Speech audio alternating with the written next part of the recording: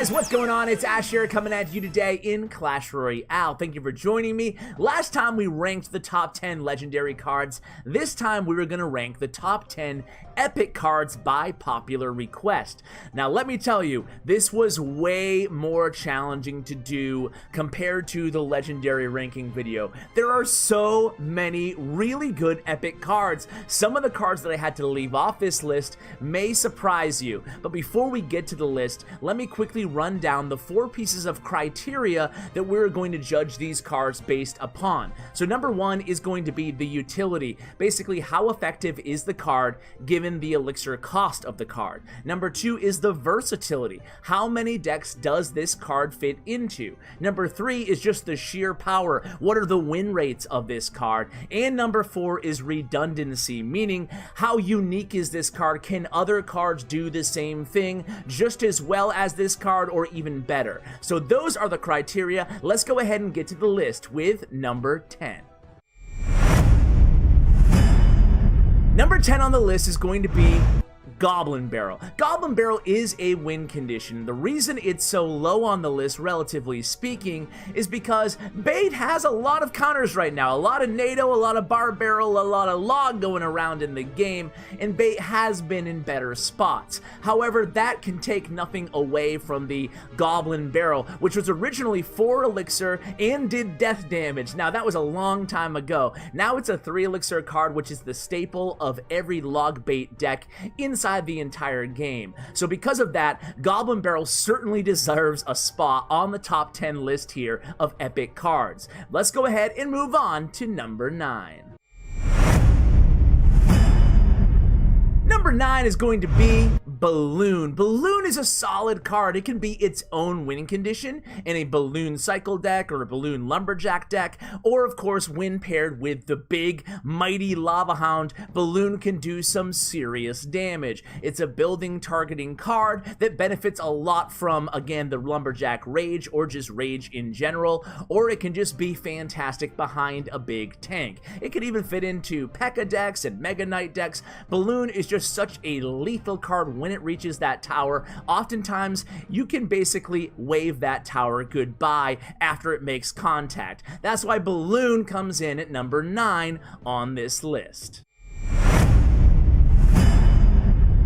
Number 8 might surprise some people, but I feel pretty strongly about it, and that is Guards. Guards are a really good card, guys. I love the shields on a 3 elixir troop. It makes them unique, and it makes them incredibly powerful when defending and distracting. Unlike the Goblin Gang, they do not die to Log or Barbarian Barrel. They'll live again in the form of the skeletons. That's why Guards, to me, are certainly incredibly underrated when it comes to epic cards. I don't feel like they get the love that they rightfully deserve in the game. They're versatile, they make a good combo card, and sometimes they can even counter push with a card like a Hog Rider or a Balloon, providing a little bit of tankage for those cards, all for only 3 elixir. That's why Guards comes in at number 8 on our list.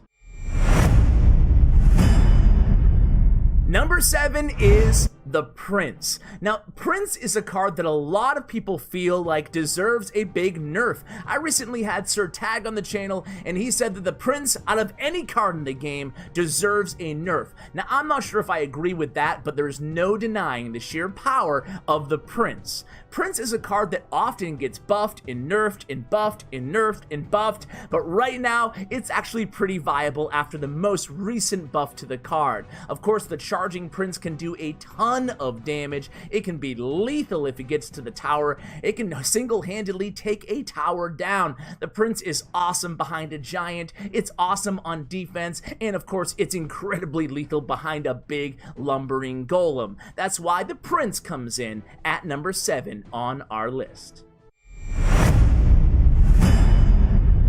Number 6 is going to be the second spell on the list. That's right, Goblin Barrel technically counts as a spell. It's going to be Poison. How could I make a top 10 list of epic cards without including the damage over time big spell, the Poison? Poison used to actually slow its troops that were in its radius along with doing tick point damage. Now it just does damage, but it can still be a very effective card. The damage over time is unique and incredibly versatile in the game. It provides a niche that Poison has that other big damage spells simply do not have.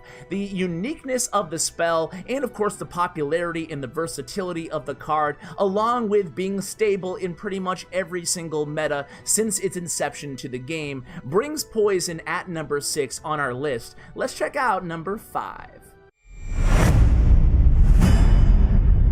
Number 5 is our third spell on the list, and technically you could probably make a case for this card to be as high as number 1 on the list. And it's another card that they have buffed and buffed and buffed until it's actually viable. That's right, it's the Barbarian Barrel. Barrel is so strong. It can make a natural tank for a graveyard deck for only 2 elixir. It can do a lot of the things that the log can do, but it can just provide a nice, easy 2 elixir tank if you need one.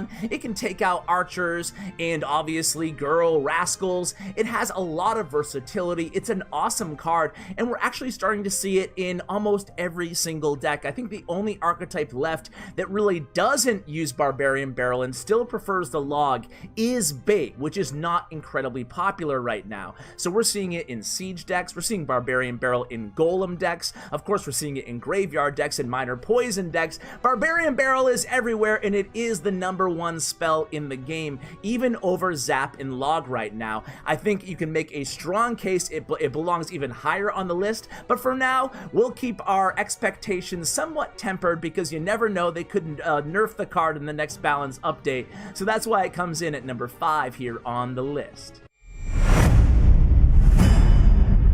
Number 4 is the king of all tanks. It is the Golem. Golem is a polarizing card. He has the most hit points in the game. He does an incredible amount of death damage. He spawns 2 Golemites who have a lot of HP themselves.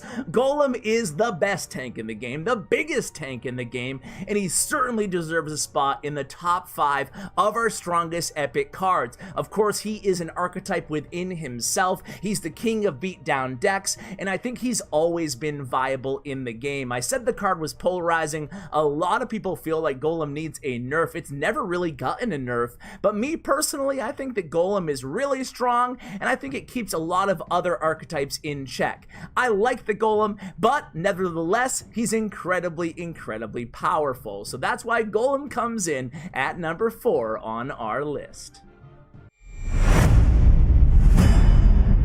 Coming in at number 3, well, let's think about it. What counters the Golem, is popular in Control, is popular in Bridge Spam, is popular pretty much everywhere in the game? It's the Pekka. She is a incredible card, and we talked about Beatdown keeping other archetypes in check. How about Pekka keeping Beatdown in check? Think about Golem in giant decks if the Pekka wasn't around. Pekka is an incredibly strong card. Some of you may be surprised that I'm including her this high, but just look at the recent 12-win grand challenges on Stats Royale, and you will see Pekka deck after Pekka deck after Pekka deck.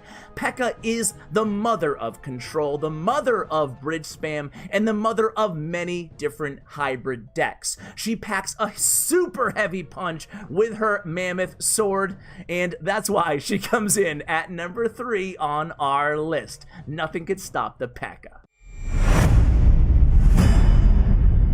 Alright guys, only 2 cards left, so coming in at number 2 is going to be the Electro Dragon.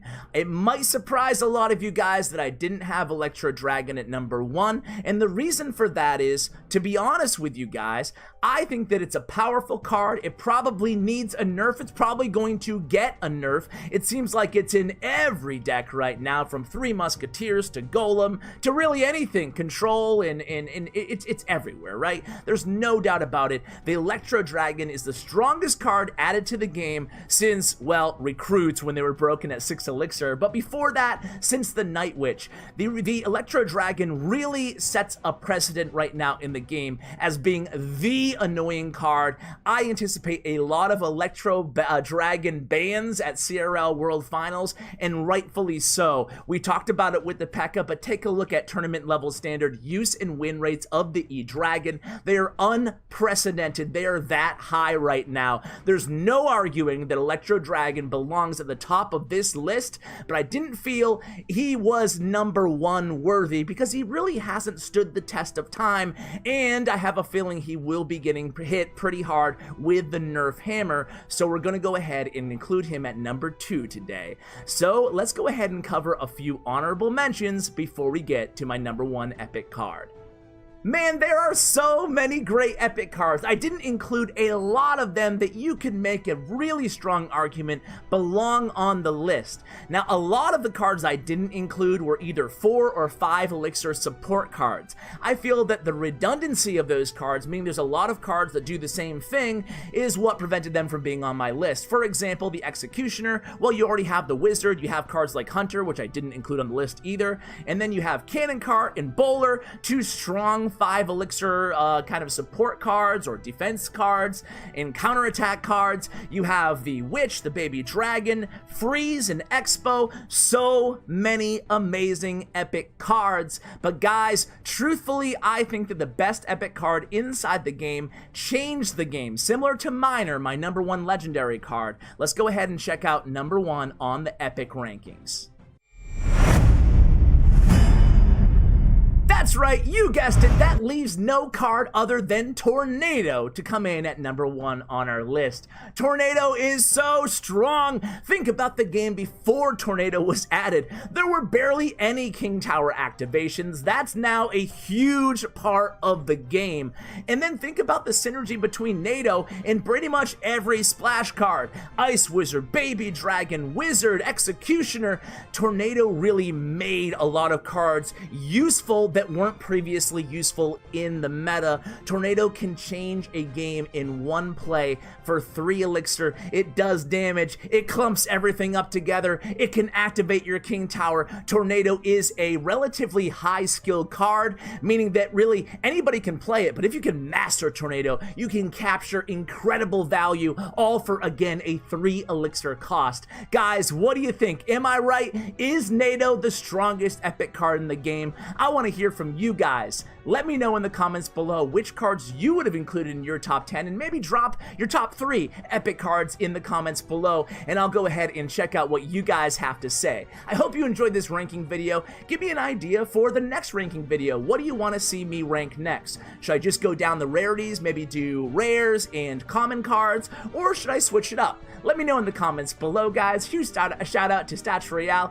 and Bren Chong, my YouTube partner. Check out his information as well in the description below. Thank you so much for watching till the end of the video. It means a lot to me, guys. And as always, take care, guys.